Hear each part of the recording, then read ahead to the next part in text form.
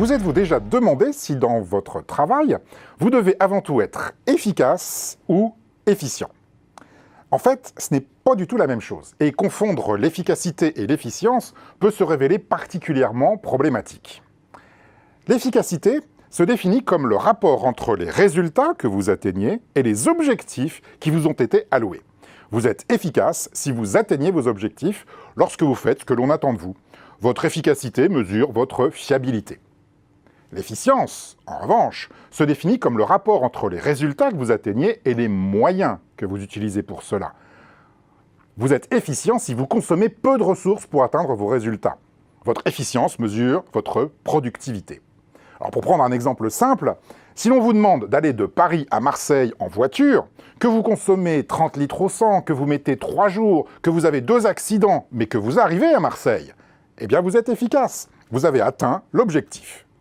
Si en revanche, vous roulez à 250 km/h en ne consommant que 2 litres au 100, mais que vous vous faites arrêter à Fontainebleau, vous avez été très efficient, mais vous n'êtes pas efficace. Dans ces conditions, pensez-vous qu'une entreprise est faite pour être efficace ou pour être efficiente? Eh bien, pour répondre à cette question, imaginez un chef d'entreprise qui fixe l'objectif de devenir numéro 1 européen dans 5 ans. 5 ans plus tard, l'entreprise est effectivement numéro 1 en Europe. Elle est donc efficace. Cependant, pour y parvenir, elle a racheté de nombreux concurrents peu performants, car ce sont ceux qui étaient à vendre, et dans l'intervalle, elle a dû baisser ses prix pour ne pas céder des parts de marché face à de nouveaux entrants particulièrement agressifs. Au total, cela fait maintenant 3 ans qu'elle vend à perte et qu'elle n'est donc plus efficiente.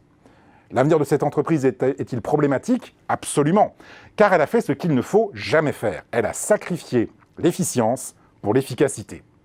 Par définition, une entreprise est faite pour être efficiente.